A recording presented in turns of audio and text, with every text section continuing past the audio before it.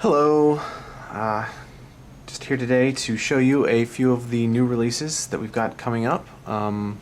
The FEF3 Freight version, number 838, which is coming out at the end of this month in September, and the Operation North Pole Christmas Train, which will be coming out in October. So this is a bit of an early peek here. So I'm just going to start off with this since I want to show you a comparison with that and the previously released 844. The first thing I wanted to do was just talk about the differences between the freight version and the excursion version of the Union Pacific FEF3, which I have both on display here. Both of these are releasing at the end of this month. The excursion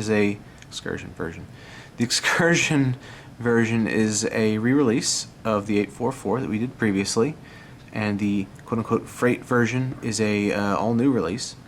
It's the 838 that you see there on the bottom of the screen. Now, obviously, excursion and freight may be slight misnomers in a sense that all the FEFs were used for a variety of passenger and freight services. There were no specific freight versions, but we wanted to be able to differentiate and kind of, make the 844 stand out as a little more special because of its status as sort of the last remaining FEF unit that is still in use today by the Union Pacific, which it does do most of its duty as a excursion locomotive at this point. So you can see, maybe, hopefully, that the excursion variation on top there, it's got a slightly glossier finish than the freight version down below. Normally these locomotives would have been kept pretty glossy at all times.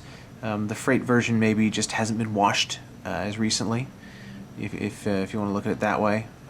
Maybe it's been just at the end of a long day of running freight back and forth, so it's a little dusty, a little grimy, got some trail dirt on it. So additionally, it's missing the white rims of the excursion version,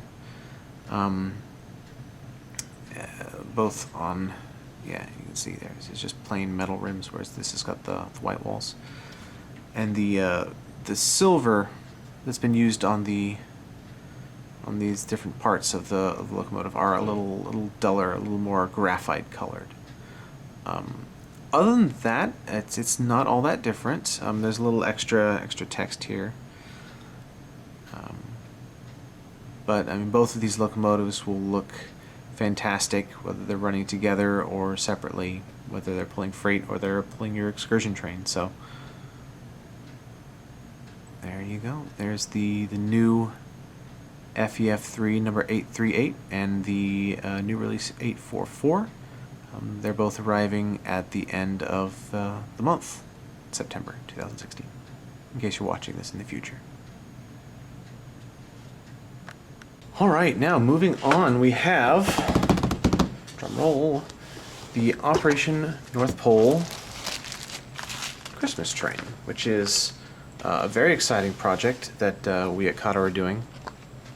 We are working with Operation North Pole, which is a charity based out of the Chicagoland area, who they set up every year a Christmas train, basically a Operation North Pole excursion, where they will invite roughly 75 families of sick and dying children, to kind of experience this joyous experience of riding a train to the North Pole, meeting Santa, and all this other stuff. And so they do a special wrap on one of the local metro trains out here, which we have replicated. This is the train which operated in 2015. So we have a selection of the locomotive and several cars. We have the locomotive itself. We have the Rosemont car, the Donald E. Stevens Convention Center car, and we have the Operation North Pole cab car itself. Now these are all Chicago Metro bilevels, so they function exactly like that, but they've got all this special printing, as you can see, which I'm going to go over each individual car right now. We'll start off with the locomotive, since why not? It's, you know, the front of the car here.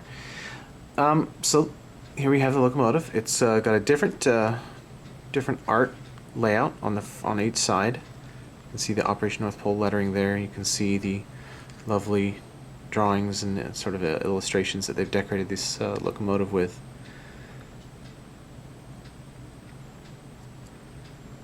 From the front, your standard Metro locomotive. They do run these, in addition to the excursion, they do keep these wraps on for about a month, and they do keep these trains in service. So it's possible to actually see this train running around just doing normal passenger service during the course of the month when they run these trains.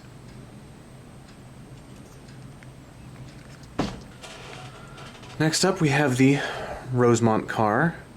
Here, you can see we've got the Rosemont logo. We've got the holly along the bottom, your planes, your teddy bears. I really like the Nutcracker men who kind of flank the doors on all of these cars. And each one of these paint schemes for these cars is unique and special. There's lots of different variations. You might notice that this yellow line kind of covers up like the bottoms of these figures, and that's true for this car.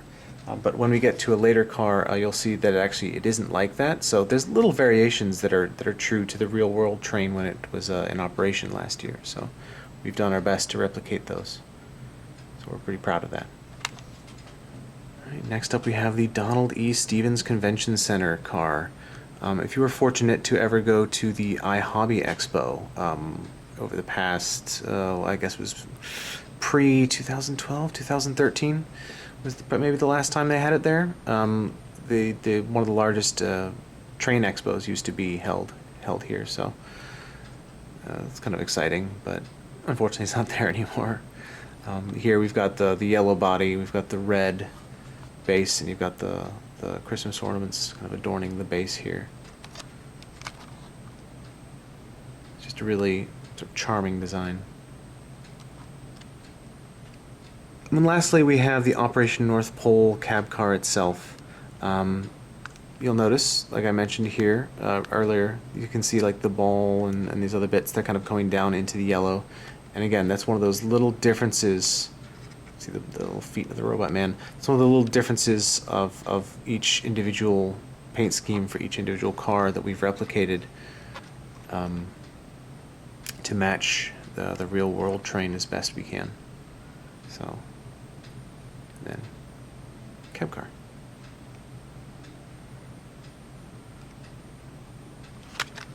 So as I mentioned before, we're really excited to be able to do this train. It's been a really great experience for us to be able to work with Operation North Pole. They're a wonderful cause, and I'm really happy to say that a portion of the proceeds from all sales of this train do go towards them to help fund their sponsoring of these trains so that they can continue doing what they do. So we're pretty excited. We're also excited that this is, as far as we are aware, the first truly prototypical Christmas train to ever be produced,